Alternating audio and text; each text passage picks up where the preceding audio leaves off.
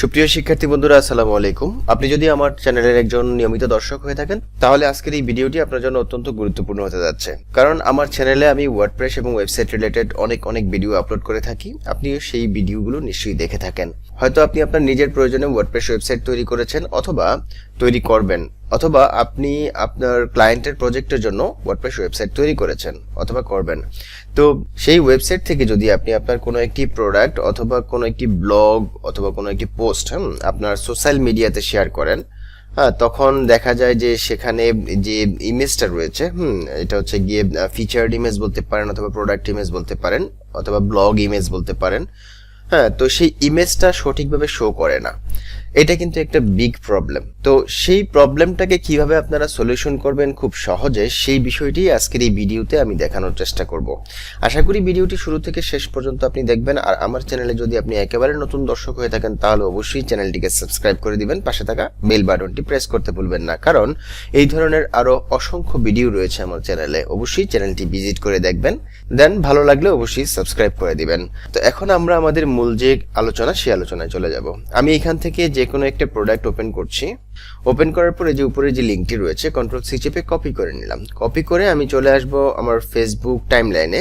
আসার পরে যে এখান থেকে পোস্ট করব, পোস্ট করার জন্য সিম্পলি আমি এখানে কন্ট্রোল-ভি চেপে লিঙ্কটাকে পেস্ট করে দিলাম। পেস্ট করে দেওয়ার পর আমরা একটু ওয়েট করব, এখানে লোড নিচ্ছে। আচ্ছা দেখুন, এখানে আমি শেয়ার করেছি দুপিয়ান শাড়ি। আমি যে প্রোডাক্টটা শেয়ার করছি সেটা হচ্ছে যে এই প্রোডাক্টটা, এই প্রোডাক্টের যে ইমেজ, সেই ইমেজটা কিন্তু এখানে শো করেনি, শো করেছে অন্য একটা ইমেজ। অনেক সময় দেখা যাবে যে অন্য একটা ইমেজও শো করবে না, সিম্পলি শুধু লিঙ্কটাই শো করবে, আর কিছু শো করবে না। তো এই প্রবলেমটাকে কিভাবে আপনারা সলিউশন করতে পারেন সেটাই কিন্তু আজকের ভিডিওতে আমি দেখাবো। আচ্ছা আমি এটা একটু কেটে দিচ্ছি। এরপর আমি আরো একটা সোশ্যাল মিডিয়াতে শেয়ার করে আপনাদেরকে দেখাচ্ছি, সেটা হচ্ছে ধরুন যে হোয়াটসঅ্যাপ। আমি অন্য একটা লিঙ্ক নিয়ে আসি, আচ্ছা এটাই নিয়ে আসি। এটা কি আমি এখানে শেয়ার করি, কন্ট্রোল-ভি চেপে পেস্ট করে দিলাম। এখানে কিন্তু শো করছে সাইট আইডেন্টিটি, কিন্তু প্রোডাক্টের ইমেজ শো করতেছে না।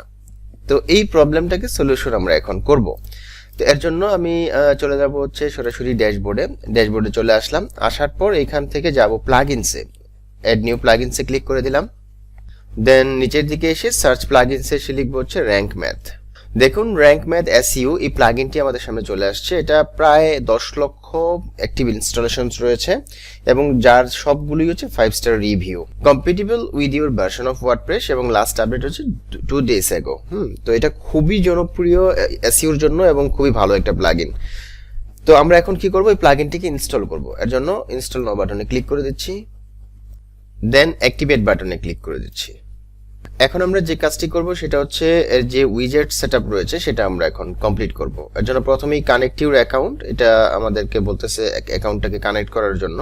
তো আপনি চাইলে কানেক্ট ইউর অ্যাকাউন্ট এই বাটনে ক্লিক করে র্যাঙ্ক ম্যাথের যে ওয়েবসাইট রয়েছে সেখানে কানেক্ট করে নিতে পারেন। এতে করে আপনি আরো কিছু ফ্যাসিলিটি পাবেন, ফোকাস কিওয়ার্ড থেকে শুরু করে অন্যান্য অনেক বিষয়গুলো আছে যেগুলো আপনি এসইওর ক্ষেত্রে অনেক হেল্প পাবেন। তো আমি মূলত এই মুহূর্তে এসইওর জন্য প্লাগইনটা ইনস্টল করিনি। আমি মূলত প্লাগইনটা ইনস্টল করেছি হচ্ছে আমাদের যে ফিচার্ড ইমেজ সেটা শো করতেছে না পারফেক্টলি, এই জন্য আমরা এই প্লাগইনটি ইউজ করতেছি। দেন স্কিপ নাওতে আমি ক্লিক করে দিলাম। এরপর এখানে যে উইজেট সেটআপ চলে আসছে, এই দেখুন উইজেট, WIZARD উইজেট, এই সেটআপটা অবশ্যই আপনাকে করতে হবে। তো এটা করার জন্য এখানে 3টা অপশন রয়েছে, একটা হচ্ছে ইজি, অ্যাডভান্সড এবং কাস্টম মোড। তো আমি অ্যাডভান্সড মোডটা সিলেক্ট করে দেন এখানে স্টার্ট উইজেটে ক্লিক করে দিচ্ছি। ইএসটিএসইউর যে সেটিংস রয়েছে সেই সেটিংসটাকে আমরা এখানে ইম্পোর্ট করে নিব, যেটা আমি সেটআপ করেছিলাম পূর্ববর্তী যে ইএসটিএসইউ প্লাগইন ছিল সেটাতে, সেটা আমরা এখান থেকে কি করব, ইম্পোর্ট করে নিব। দেখেন এখানে ইম্পোর্ট সেটিংস, ইম্পোর্ট টার্ম মেটা, তারপর আরো অন্যান্য অনেক সবগুলো বিষয় এখান থেকে আমি ইম্পোর্ট করে নিব।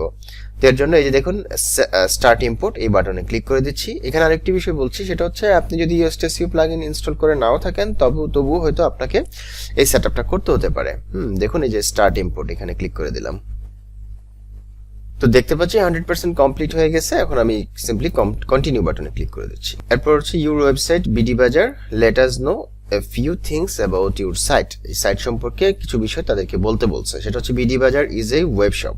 দেন এটা বিজনেস টাইপ অর্গানাইজেশন হতে পারে, আপনি এখান থেকে বিজনেস টাইপটা সিলেক্ট করে দিবেন। ধরেন এটা হচ্ছে গিয়ে ক্লথিং বিজনেস হতে পারে, ক্লথিং স্টোর, আমি ক্লথিং স্টোরি দিয়ে দিচ্ছি। দেন ওয়েবসাইট নেমটা এখান থেকে আমি সিলেক্ট করে দেবো, সেটা হচ্ছে বিডি বাজার। এরপর ওয়েবসাইট অল্টারনেট নেম, এটাও দিয়ে দিতে পারি বিডি বাজার স্টোর। দেন হচ্ছে পার্সোনাল অর্গানাইজেশন নেম, এটা বিডি বাজারই থাকুক। দেন হচ্ছে লোগো ফর গুগল, এখান থেকে আপনি গুগলের জন্য একটা লোগো সিলেক্ট করে দিতে পারেন, সাইট থেকেই সিলেক্ট করে দিতে পারেন। যেমন ধরেন আমি এই যে লোগোটা এখান থেকে সিলেক্ট করে দিচ্ছি। এরপর হচ্ছে ডিফল্ট সোশ্যাল শেয়ার ইমেজ, একটা ডিফল্ট ভাবে একটা ইমেজ যাতে শো করে সেই জন্য আমরা এখান থেকে আপাতত লোগোটাই দিয়ে দিচ্ছি। তারপর আমি সেভ এন্ড কন্টিনিউ বাটনে ক্লিক করছি।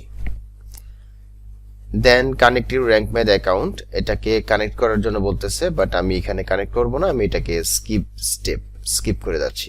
আপনি যদি এসইও পারপাসে করেন সবগুলোই করবেন, কোনোটা বাদ দিবেন না। এরপর হচ্ছে সাইট ম্যাপ, সাইট ম্যাপটা অন থাকুক, ইনক্লুড ইমেজেস, এগুলো সবকিছু অন থাকবে। পাবলিক পোস্ট টাইপ, তো সবকিছুই থাকবে।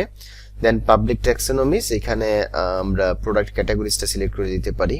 তো বাই ডিফল্ট যা আছে সবই থাকুক, শুধুমাত্র আমি এখান থেকে প্রোডাক্ট ক্যাটাগরিজ এটা সিলেক্ট করে দিলাম। দেন সেভ এন্ড কন্টিনিউতে ক্লিক করছি। দেন এসইওটি উইক্স এর মধ্যে যে অপশনগুলো বাই ডিফল্ট আছে তাই থাকবে। দেন আমি সেভ এন্ড কন্টিনিউতে ক্লিক করছি। ব্যাস, your site is ready. Enable auto update of the plugin, এটা আপনি চাইলে এনাবল করতে পারেন, নাও করতে পারেন, সেটা আপনার ইচ্ছে। তো এখন আমি রিটার্ন টু ড্যাশবোর্ড এখানে ক্লিক করে দিচ্ছি, অর্থাৎ আমি ড্যাশবোর্ডে চলে যাব। তো আমরা ড্যাশবোর্ডে চলে আসলাম। ড্যাশবোর্ডে আসার পরে এখানে দেখুন অনেক অনেক অপশন রয়েছে। আপনারা এই অপশনগুলো জাস্ট এখান থেকে কমপ্লিট করে এই সাইটটাকে একদম চমৎকারভাবে এসইও করে ফেলতে পারবেন, ঠিক আছে।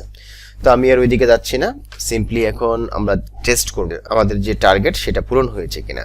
এর জন্য আমি আবারও একটা লিঙ্ক কপি করে নিচ্ছি। ধরুন আমি এই লিঙ্কটা কি কপি করলাম, Ctrl+C, দেন ফেসবুকে আসলাম, আসার পর এখান থেকে Ctrl+V চেপে পেস্ট করে দিলাম। এটা আগের ছিল, এই জন্য এটা আগেরটাই আসতেছে।